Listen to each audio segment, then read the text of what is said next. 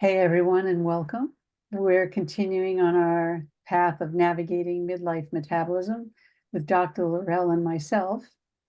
And I'm excited because we got some questions in and on weight gain and fat distribution. And oh my gosh, people have been saying, how do I lose these extra pounds? What's going on? It's so hard.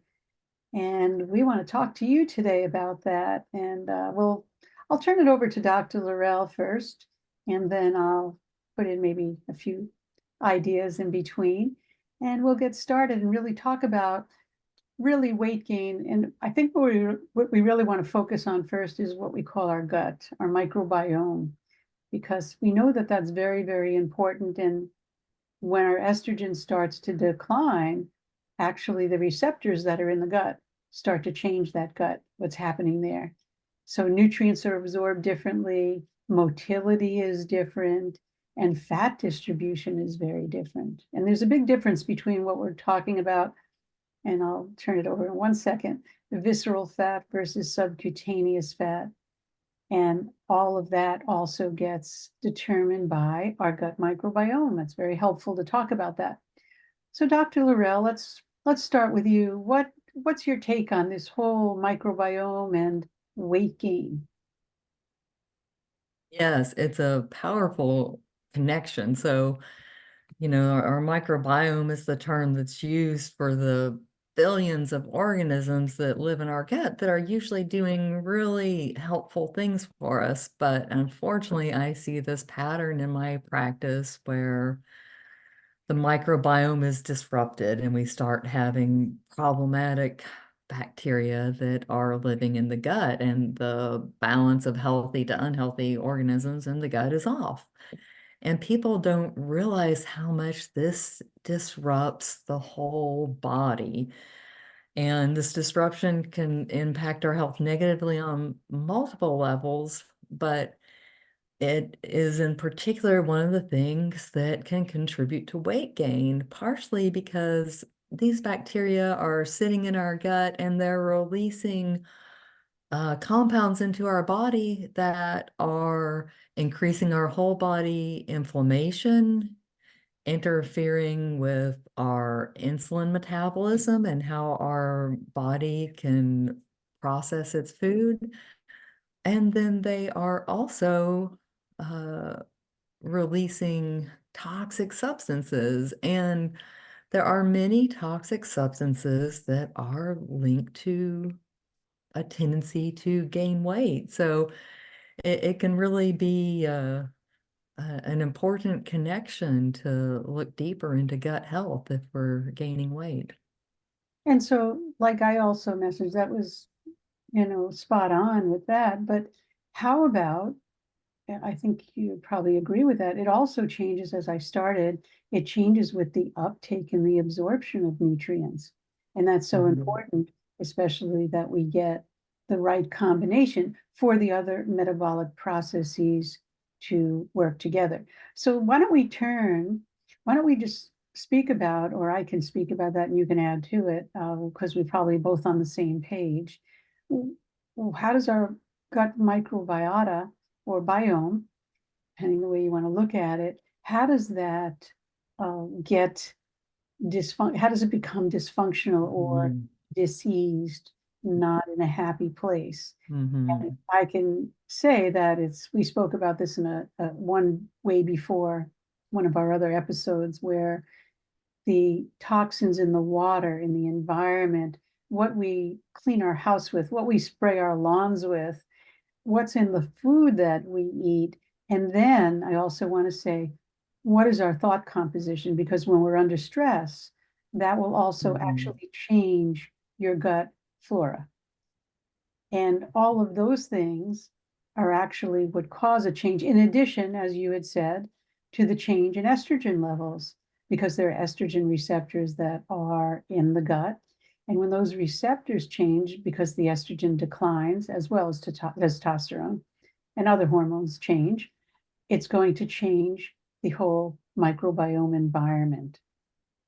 Yes, and then I'm always seeing patients that tell me something like, "Oh, I had ear infections or strep throat for nearly every year as a child. You know, their microbiome might have been off their entire adult life because of medications that they've needed to take, but didn't. No one went in to rebalance their gut after those medications. Sure.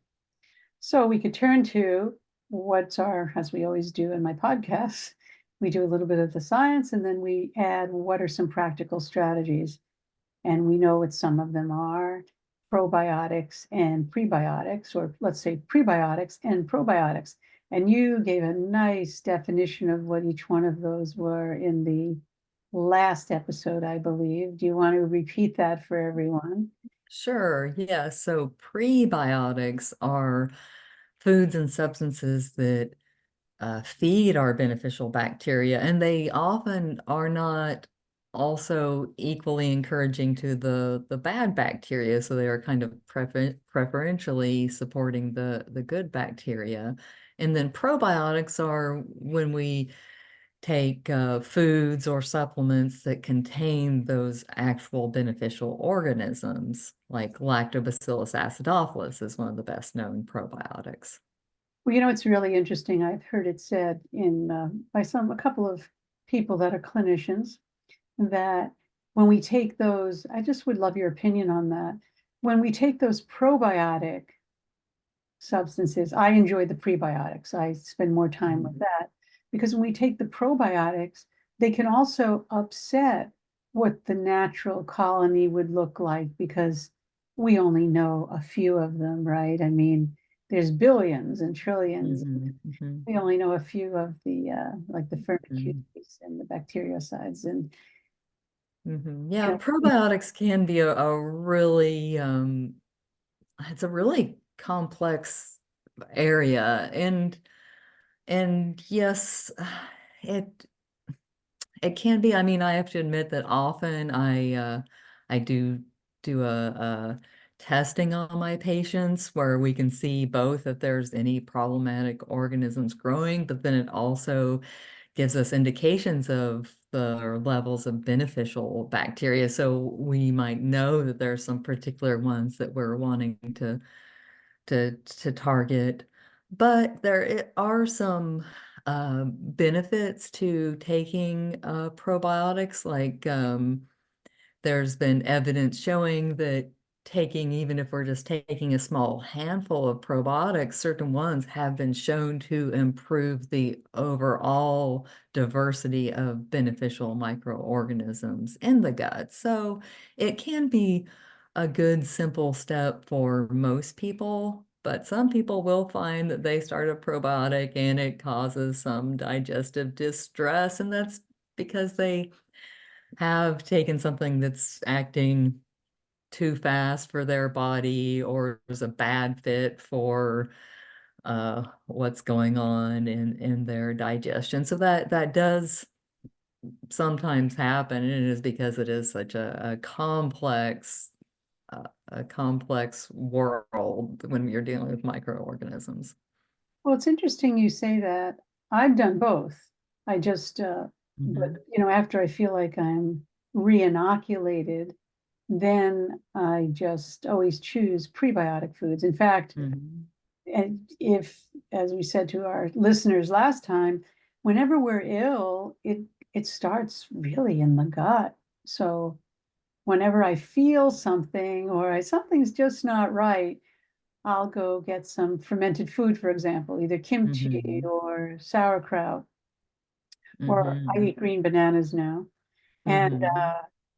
just to do something to just see where it is. But I'll also use probiotic, meaning it's already complete. And I find it very interesting. I can see within minutes of a probiotic, not a prebiotic, but within minutes of a probiotic, I can feel a total difference for the better. Hmm. Finding myself under the weather, or let's say, interesting, if you ever feel like a wave of anxiety or a wave of depression or a wave of anything that's going to affect the mindset, what I've always found is just taking a probiotic, it shifts it immediately, Hmm. 5 or 10 minutes. Yes.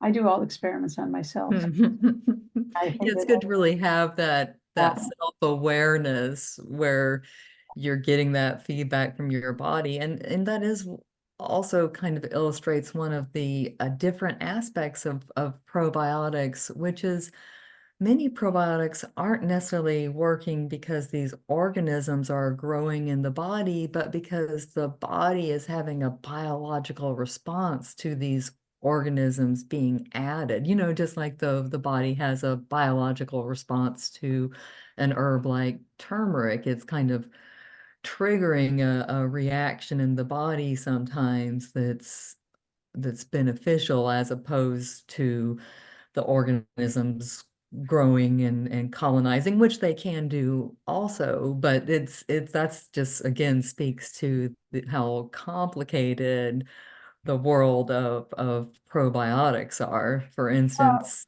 some probiotics, even if they're not alive, they're still triggering a biological response. well, that's interesting because, as I was going to say, just to follow up what you're talking about is it depends. I'm going to just take this a little bit further.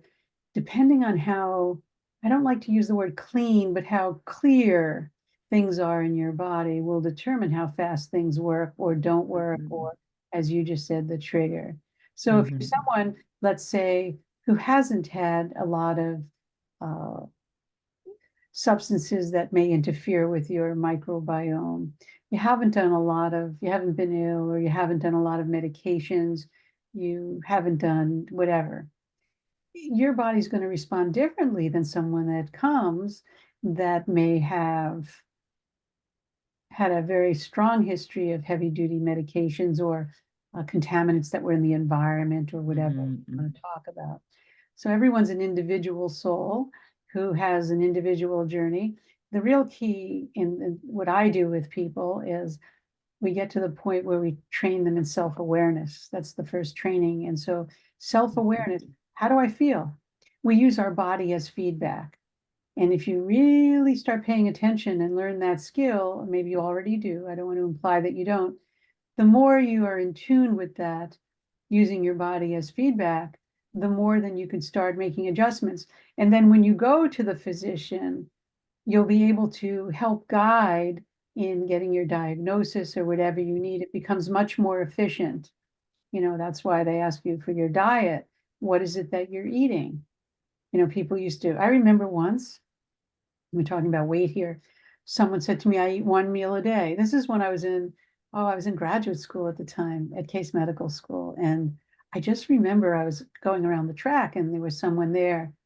And she said, and I was always interested because I was doing nutrition, right? Nutritional biochemistry, and metabolism was my love. And so I said, how many meals do you eat a day? And she said, oh, I only eat one. And I thought, oh, well, when do you start your meal? Because I did a project on the overnight fasting that's in my books that I've written and Mhm. spoken about, etc. And she says, well, I eat one, but it starts at 4. She starts at the end of the day. And I said, when is the last moment of something that goes in your mouth? And at midnight. So Mhm. everyone has a different way of what they're Mhm. thinking, but all of those things will affect the microbiome, metabolism, and our weight. And they do affect Mhm. everything that we put in our mouth and in our mind affects our microbiome. I know it sounds a Yes. little off, but because we can be very clinical, but there's also other things that will affect. And of course, good food, clean environment, good water, proper sleep, stress management, Mhm. exercise, all of those, believe it or not, affect your microbiome and your propensity for weight gain or Yes. weight loss or whatever. So is there anything, Laurell, that you would like to say before we close today? Mhm. Did we I miss? thought that was an excellent summary because you're right. All of those things that we think about as supporting, sorry, my friend had to join us here. All those things that we think of as a healthy diet, many of those healthy diet choices are supporting a healthy microbiome and then help us maintain a healthy body weight. And again, to emphasize how profound it can be when our microbiome is off.